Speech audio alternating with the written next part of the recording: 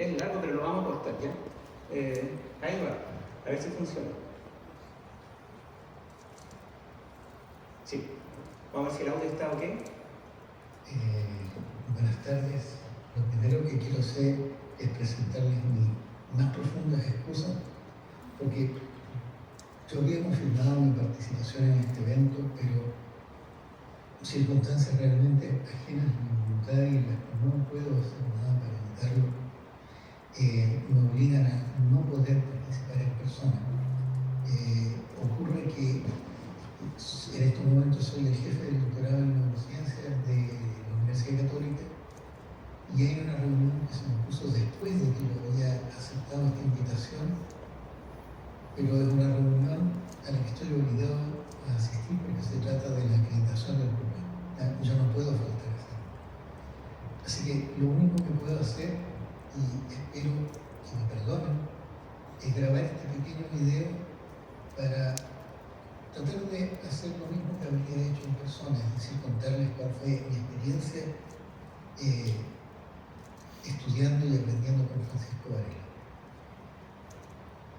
Quizás lo primero que haya que decir, y supongo que será evidente para todo el mundo, es que Francisco era probablemente la persona más inteligente que yo haya conocido. Extraordinariamente rápido, vivaz, un gran polemizador. Era virtualmente imposible ganarle una discusión. Era demasiado rápido. Pero al margen de eso, él tuvo también características que lo hacían a una persona encantadora. Francisco tenía un encanto tan particular que era capaz de convencerte de cualquier cosa y tú decías, este es el problema fundamental que hay que estudiar en ciencias porque esto lo es todo. Si él hubiese decidido ser terraplanista, sin duda que habría sido te habría convencido fácilmente que el terraplanismo era la verdadera solución, digamos, de la Tierra, digamos, que la Tierra era plana. Habría sido capaz de convencer. Bueno, la cosa es que yo conocí a Francisco porque él desde ese tiempo ya trabajaba en Francia, estaba, digamos, ya radicado en Francia, pero venía más o menos todos los veranos, o muchos veranos, venía a Chile a pasar un tiempo, una temporada aquí en la casa familiar, y cuando venía daba unas conferencias, o un par de conferencias, en fin, algunas conferencias. Y yo asistí a una de ellas y, tal como les estoy contando, quedé absolutamente convencido de que yo ya estaba buscando una posibilidad de hacer un doctorado fuera en el extranjero, pero me habría dado sencillamente lo mismo dónde y con quién. Quería ir a tener una experiencia de hacer la ciencia como se hacía afuera. Pero habiendo conocido a Francisco, yo quedé convencido que era lo que había que hacer y me daba lo mismo que él hubiese trabajado en Timbuktu, en París, me daba lo mismo donde yo quería ir a trabajar. En fin, esta historia sobre Francisco, no sobre mí. Conseguí una beca, me fui a trabajar con él y pasé en París, pero yo creo que da lo mismo que fue París, probablemente los 5 o 6 mejores años de mi vida trabajando bajo su dirección. Porque Francisco había logrado también algo que yo creo que es muy notable y formó un grupo increíble de personas. Tenía un par de colegas con los cuales trabajaba estrechamente. Jacques Martinelli es el principal, que era un ingeniero de investigación, pero también tenía unos compañeros filósofos, digamos, amigos filósofos, como Nathalie Desprat, y otra persona cuyo nombre no recuerdo en este momento, Jean-Pierre Fernet, creo, pero sobre todo los alumnos que trabajaban con Francisco. Él logró conseguir de una manera pasiva, porque no es que él interviniera tanto en eso, pero por la forma como nos trataba, éramos 4 o 5 estudiantes que trabajaban con él. Yo era el único chileno en ese momento, habían habido otros antes y hubo otros después. Diego Cosmey fue el último estudiante chileno que trabajó con Francisco Varela. Yo fui el penúltimo, pero había unos 4 o 5 que eran franceses y que fueron mis amigos. Estoy muy feliz. Ayer me encontré con uno de ellos, Antoine Lutz, y después de 26 o algo así años, en que nos hemos visto pocas veces, siguen siendo tan amigos como siempre. Él logró crear un clima de colaboración entre nosotros. Yo no sé si esto fue buscado debido a su concepto de lo que es la cognición encarnada o fue casual, porque él era así simplemente.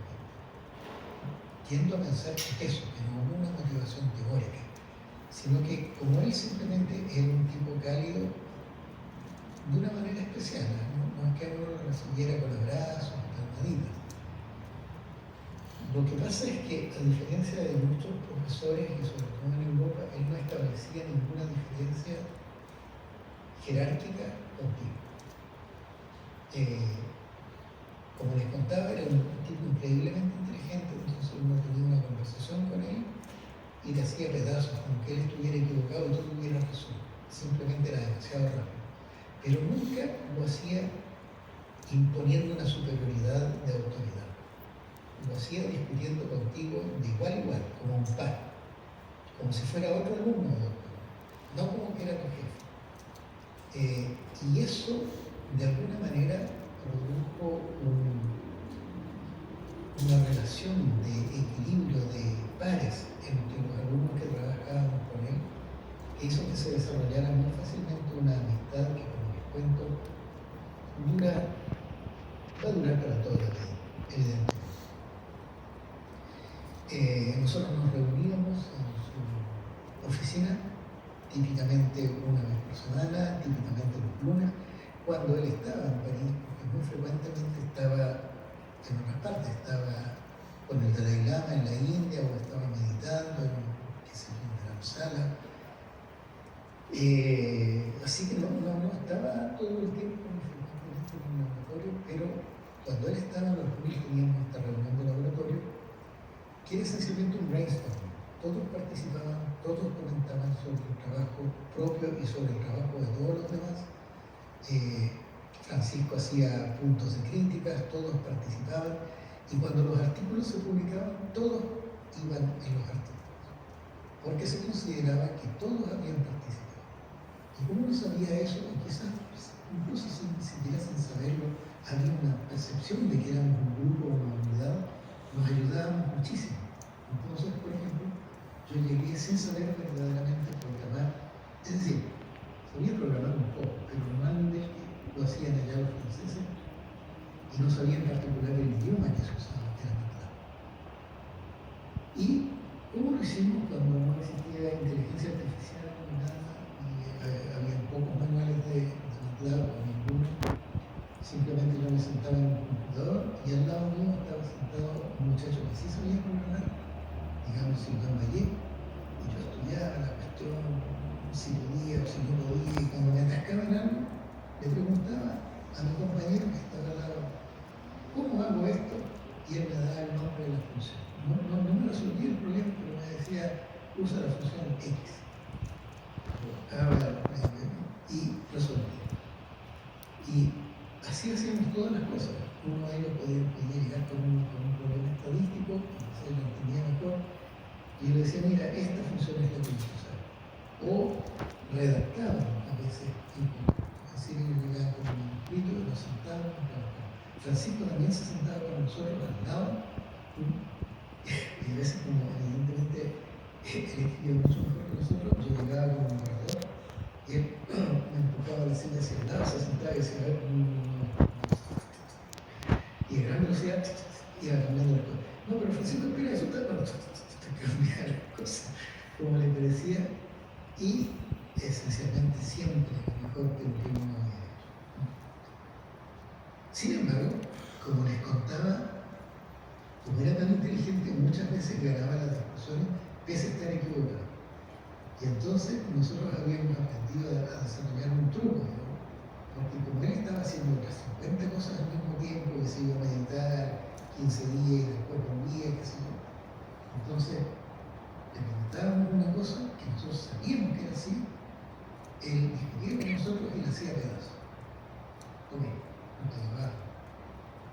Francisco se iba a hacer sus cosas. Volvía un tiempo después y le mostrábamos la misma cosa. Y volvíamos a tener una discusión y ese pedazo se volvía a ir. Y al tercero cuenta, de repente, y decía, claro, pero si eso es lo mismo que yo te dije desde un principio, jamás perdí una discusión. Pero era capaz de darse una vuelta de primero cuando era necesario para reconocer que se había equivocado. Entonces esa era la forma de poder convencerlo de algo, o sea, nunca tú lo podías convencer, pero les podías presentar la evidencia suficientes veces para que él se convenciera por sí mismo. Porque se le olvidaban entre otras cosas. Es lógico que está haciendo una infinidad de otras cosas al mismo tiempo. Francisco nos daba una enorme libertad para trabajar. Nunca fue un director de tesis como parece que son frecuentes en Estados Unidos, en el mundo anglosajón, que ellos te dicen, mira, tienes que resolver este problema, hazlo, tráelo no sé qué día, y te dan una tarea y tu trabajo, digamos, como aprendizaje, como tesista de doctorado, es esencialmente ser medio pollo de tu director de tesis. Francisco nunca fue así. Él nos dejaba formular nuestros propios problemas, aunque nos demoráramos más, nos dejaba pensar libremente. Y de hecho, quizás lo más característico de Francisco como investigador es que siempre fue un pensador muy libre. Nunca fue alguien que siguiera las ideas de otra persona. A veces podía estar de acuerdo con las ideas de otra persona y tomarlas hasta ese punto, pero nunca fue alguien que siguió una escuela de pensamiento. Quizás en su momento con Humberto Maturana, no lo sé, yo no lo conocí en ese periodo, pero cuando yo lo conocí, lo que más lo caracterizaba es eso, y más aún, en alguna ocasión me dijo algo que no recuerdo con precisión, pero que más o menos iba en la línea siguiente. Me dijo, piensa diferente a los demás, porque si piensas como los otros piensan, no vas a llegar a la misma solución que ya han llegado y que no resuelve el problema. Entonces trata de pensar por ti mismo de otra manera. Trata de darle una nueva mirada fresca al problema. Más aún, él se aplicaba a sí mismo esa máxima. Es decir, cada vez que presentaba, que volvía a pasar sobre un tema, lo volvía a mirar de manera fresca. O sea, trataba de no creer en lo que él mismo había pensado, sino que darle una nueva mirada completamente fresca. Preguntarse, a ver, ¿cómo será esto? Aunque él ya hubiese creído que había resuelto ese problema, aún así volvía a pensarlo como si el problema no estuviese resuelto lo suficiente y como si tuviera que mirarlo de una manera fresca cada vez.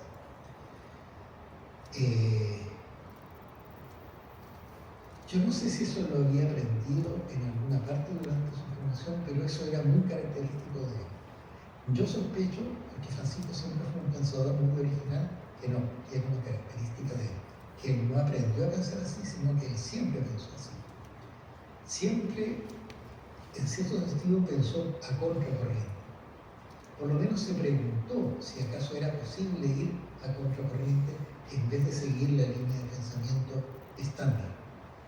Y de ahí yo creo que provienen sus conceptos fundamentales de embodiment, de autopoiesis fundamentalmente, pero muchas cosas. Francisco trabajó en temas que en definitiva no fructificaron, pero siempre fue como a contra de la opinión imperante en ese momento.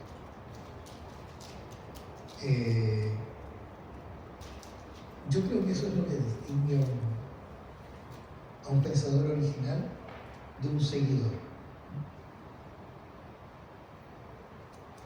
Y en la medida de lo posible, yo creo que las personas que hemos trabajado con Francisco hemos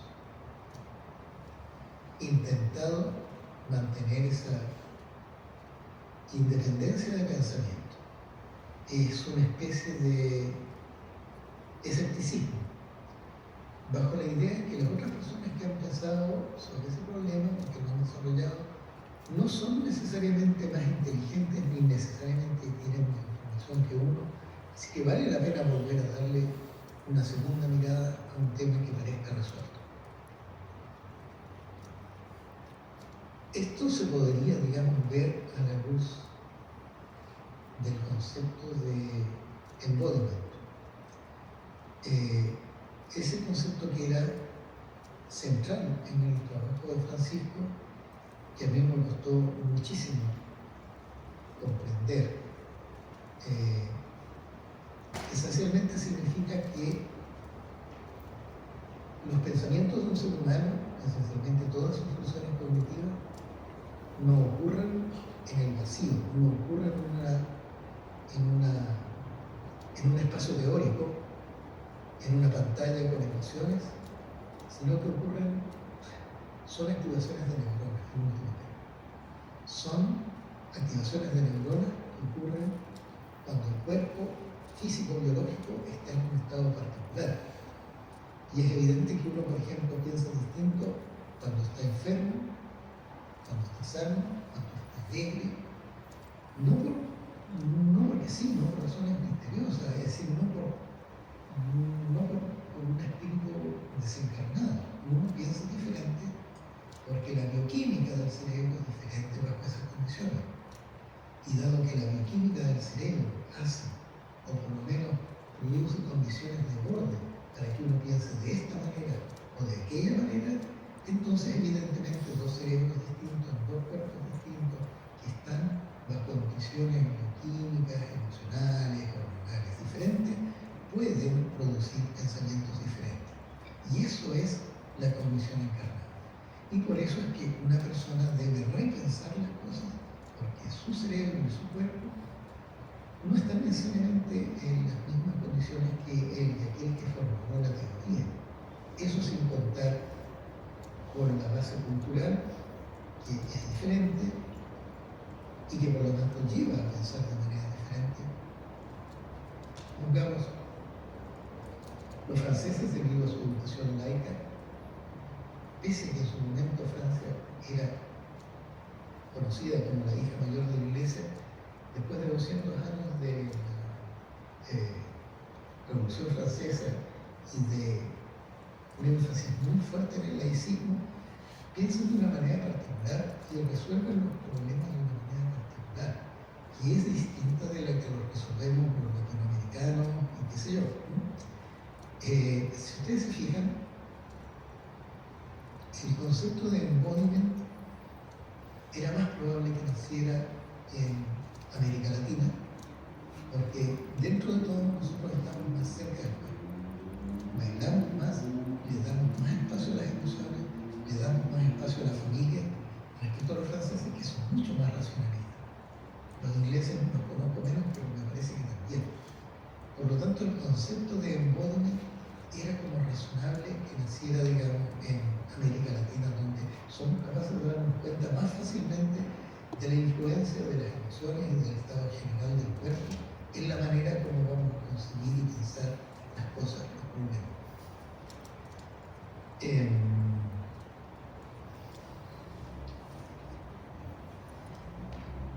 Entonces,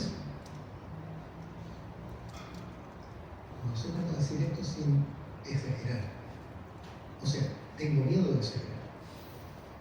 El hecho de ser latinoamericanos, de ser chilenos, incluso científicos latinoamericanos y chilenos, nos va a llevar a concebir los problemas, por formales que sean, salvo usar la matemática, de una manera ligeramente diferente a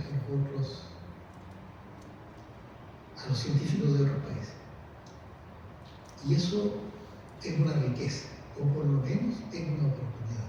Puede que no sea una riqueza, puede que sea un estorbo, pero es una oportunidad de mirar de manera diferente las cosas. Yo creo que Francisco estaba muy consciente de eso. De esa manera, digamos, la mirada de Francisco, modulada por el budismo, es una mirada diferente a la que han tenido otros científicos cognitivos.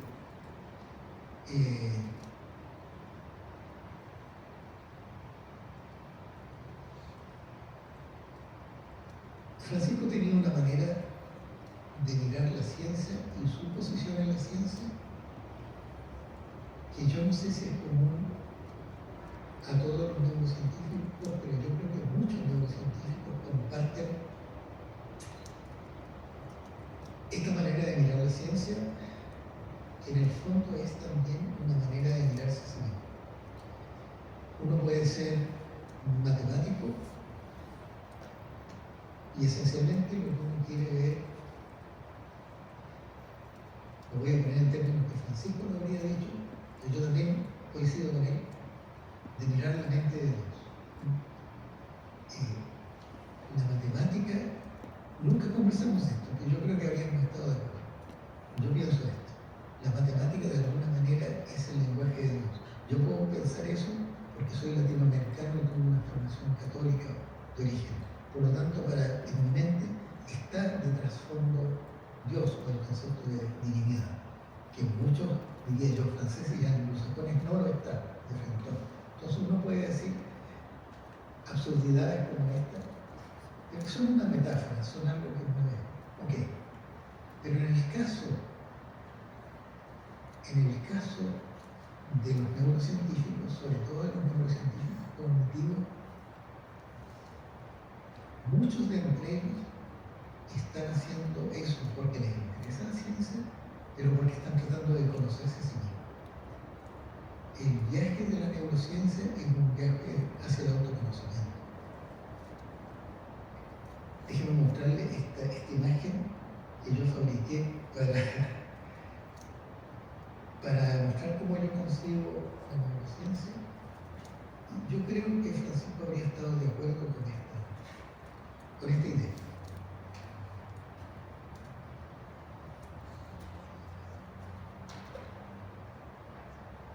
Aquí está.